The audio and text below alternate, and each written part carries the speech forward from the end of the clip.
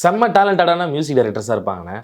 இப்போ எக்ஸாம்பிள் சொல்லணும்னா சோஷியல் மீடியாவில் எங்கே அந்த வெண்ணிலா அந்த பாட்டு எல்லாரோட மனசுல நிற்கி இப்போ வரைக்கும் லவ் ஸ்டேட்டஸ் எடுத்து வாட்ஸ்அப்பில் வச்சுட்ருக்காங்க. ஆனால் அவருடைய மியூசிக் டைரக்டர் யார் அப்படின்னு கேட்குறாங்க. இப்போ மணி சர்மா சார்.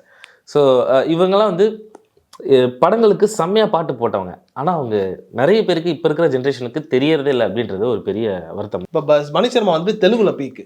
தெலுங்குல வந்துட்டு அவர் மேக்ஸிமம் வந்து மகேஷ் பாபுவோட படங்கள் இந்த மாதிரி எந்தெந்த பெரிய படங்கள்லாம் வந்துச்சோ அதெல்லாம் பிடிச்சி பண்ணிட்டு இருந்து அவர் ஒரு டைமில் வந்துட்டு அழகாக மெயின்டைன் பண்ணிட்டார்.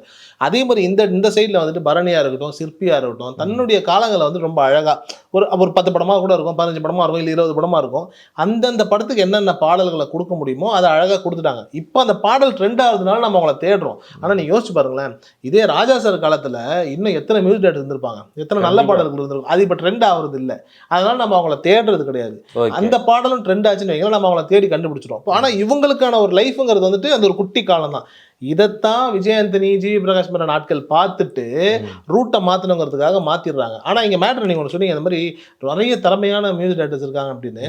உண்மையிலேயே இந்த இண்டஸ்ட்ரியில் வந்துட்டு திறமையை தாண்டி ஒன்று இருக்குது. அது என்ன அப்படின்னா, தன்னோட என்ன மக்களை சேர்த்துக்கிறோம், தான் என்ன ரூட்டுக்குள்ளே போக போகிறோங்கிற இந்த ஸ்ட்ராட்டஜியை புரிஞ்சுக்கிட்டவங்க மட்டும்தான் இங்கே ஜெயிக்க முடியும். ஏன்னா திறமையானவங்க எல்லாருமே ஜெயிச்சிடவே முடியாது. திறமையானவங்க மட்டுமே ஜெயிப்பதற்கான சாத்தியங்களே இல்லை. இங்கே திறமையை தாண்டி ஒன்று இருக்குது. ஏன்னா இங்கே நிறைய நேரங்களில் திறமை 50% இருக்கிறவங்க தான் ரொம்ப சாலிடாக ஜெயிச்சிருக்காங்க. 100க்கு 100 திறமையாக இருக்கவங்க தான் தோக்குறாங்க. ஏன்னா அவங்களுக்கு திறமை மட்டும் தான் இருக்கும், அதை தவிர்த்து ஒரு எதுவுமே இருக்காது. அந்த திறமையை விற்க தெரியாது.